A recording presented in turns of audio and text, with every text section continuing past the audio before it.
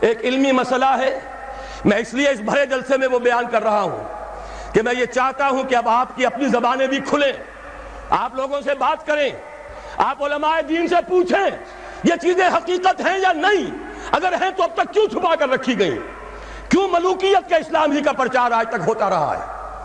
حضرت عمر فاروق کا ایک اجتہاد تھا، جو ملک مسلمانوں نے بزور شمشیر فتح کیے اس کی زمینیں کسی کی انفرادی ملکیت نہیں، مسلمانوں کی اجتماعی ملکیت، یہ مسلمانوں کے لیے وقف، مسلمان نہ صرف اس وقت کے مسلمان، آنے والے مسلمانوں کے لیے بھی وقف، ان کی بہبود، مجموعی بہبود کے لیے خرچ ہوگا۔ اس پر جو لوگ کام کریں گے وہ خراج دیں گے، چاہے مسلمان ہو چاہے غیر مسلم ہو۔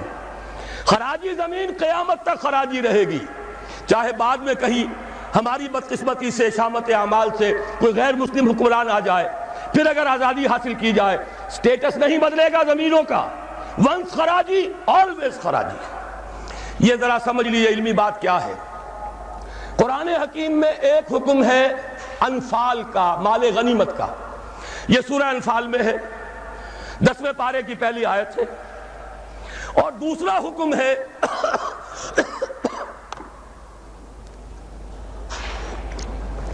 اموال فے کا، یہ سورہ حشر میں ہے۔ اموال غنیمت کا قانون یہ ہے کہ 5واں حصہ 1/5 بیت المال کا، 4/5 مجاہدین میں تقسیم ہو جائے گا۔ سوار ہے گھوڑا اور اونٹ بھی اس نے اپنا رکھا ہوا ہے تو اس کو 2 حصہ ملے گا، پیدل ہے اکیلا۔ اموال فے کیا ہے؟ کل کے کل بیت المال کے، کسی کا کوئی حصہ نہیں۔ عام خیال یہ تھا کہ یہ زمینیں جو فتح ہو رہی ہیں، عراق فتح ہو گیا، شام فتح ہو گیا، ایران فتح ہو گیا، مصر فتح ہو گیا، تصور تو کیجئے، the Fertile Crescent of the Middle East, سارا کا سارا فتح۔ چند سالوں کے اندر اندر چند ہزار صحابہ تھے جنہوں نے ان سارے علاقوں کو فتح کر لیا۔ اب انہوں نے مطالبہ کیا کہ جناب یہ مال غنیمت ہے، ہم نے جنگ کر کے فتح کیا، لہذا یہ زمینیں تقسیم کر دیجئے، 5واں حصہ رکھ لیجئے بیت المال کا۔ حضرت عمر نے فرمایا اگر میں نے یہ زمینیں اور یہ رقمیں تمہیں تقسیم کر دیے تو بعد کے آنے والے مسلمانوں کو کیا ملے گا؟ واقعہ یہ ہے کہ تاریخ انسانی کا بدترین جاگیردارانہ نظام قائم ہو جاتا اگر حضرت عمر یہ فیصلہ نہ کرتے۔ وہ عمر فاروق کان رائے موافقا بالکتاب والسنہ، کتاب اور وحی کے مطابق ان کی رائے، بلکہ میں کہتا ہوں وہی ان کی رائے کے مطابق نازل ہوئی۔ وہ عمر بن الخطاب جن کے بارے میں حضور نے فرمایا کہ لو کان بعدی نبی لکان عمر، میرے بعد کوئی نبی ہوتا تو عمر ہوتے، یہ ان کا اجتہاد ہے، اور یہ اجتہاد کسی مولوی کا نہیں، امیر المومنین کا ہے۔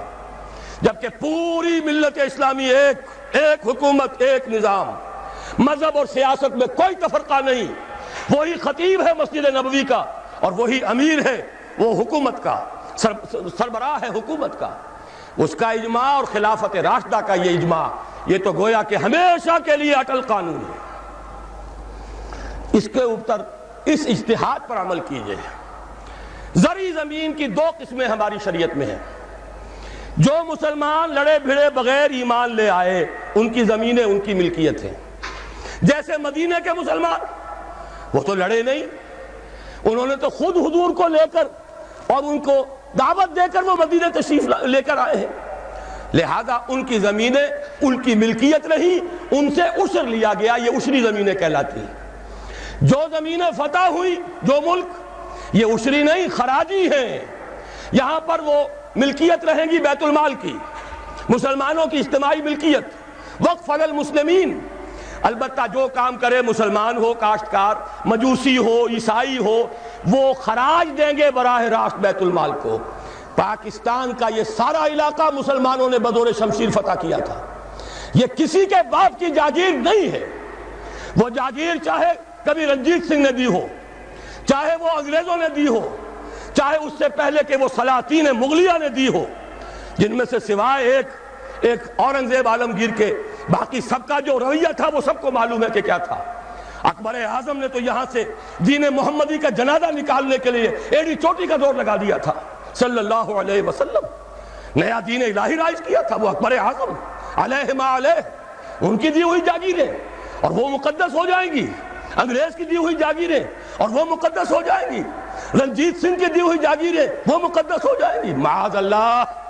یہ تمام زمینیں بیت المال کی ہیں. وقف للمسلمین، ان سے خراج جائے گا براہ راست بیت المال میں.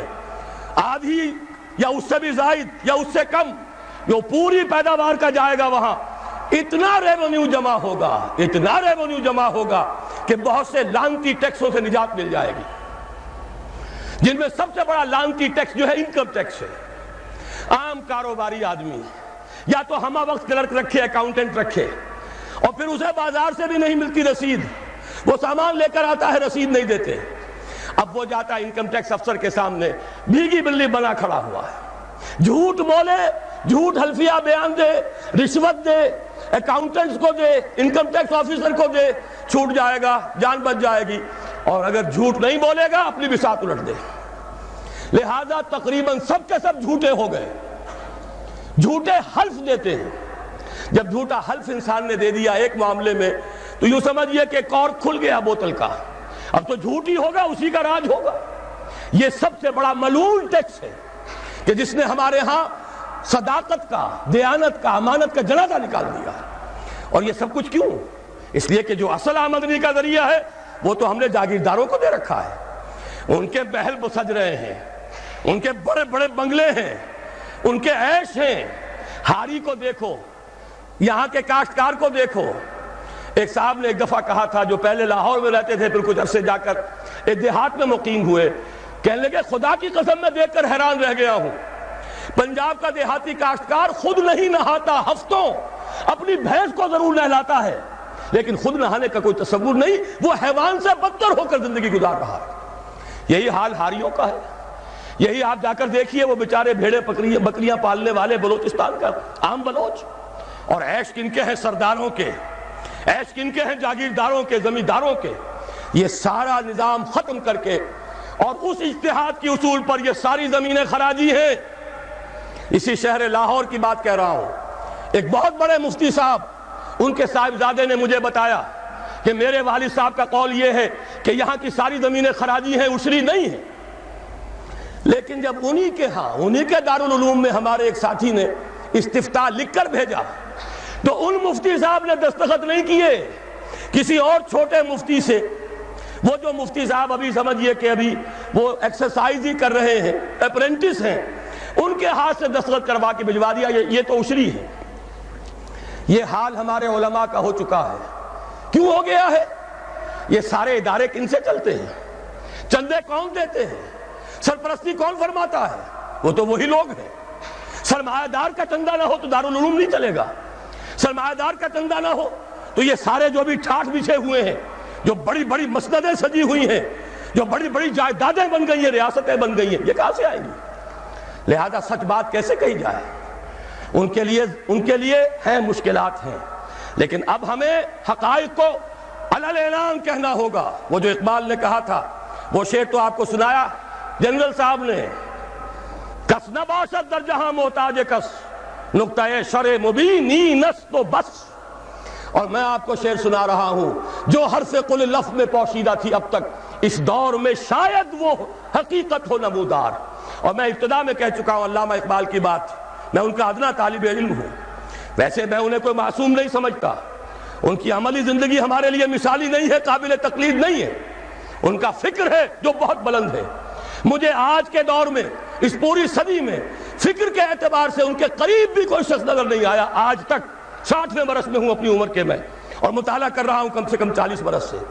لیکن یہ کہ اپنی جگہ ہے. عظمت ایک پہلو سے بہت ہے، دوسرے پہلو سے وہ ہمارے لیے کوئی واجب التقلید نہیں. عملی زندگی خود وہ کہہ گئے، اقبال بڑا اپدیشک ہے، من باتوں میں موہ لیتا ہے. گفتار کا یہ غازی تو بنا، کردار کا غازی بن نہ سکا. کوئی بات نہیں، اللہ معاف فرمائے گا عمل کو. بات صحیح کہی ہے، اور وہ یہ کہی ہے کہ دور ملوکیت میں اسلام کے چہرے انور پر جو پردے پڑ گئے تھے، آج وقت آیا ہے کہ ان پردوں کو اٹھا دیا جائے. ڈنکے کی چوٹ کہا جائے یہ زمینیں خراجی ہیں، کسی کی ملکیت نہیں ہے، کسی کے باپ کی جاگیر نہیں ہے. یہ سب مسلمانوں پر وقف ہے، ان کی بہبود کے لیے ہیں۔ ان سے خراج براہ راست جائے، نیا بندوبست اراضی کیا جائے۔ جو پہلے کام کر رہے ہیں ان کا حق فائق ہے، الفضل للمتقدم پہلے موجود ہیں جو کام کر رہے ہیں، ورکیبل یونٹ بنا دیا جائے۔ اور یہ وہ بات ہے، سن 82 میں میں نے صرف 2 مہینے کی خطا کی تھی، ضیاء الحق صاحب کی شورا میں 2 اجلاس اٹینڈ کیے تھے، اور ڈنکے کی چوٹ کہا تھا کہ خدا کے لیے ایک کمیشن بٹھائیے، جید علماء بھی ہوں اس میں۔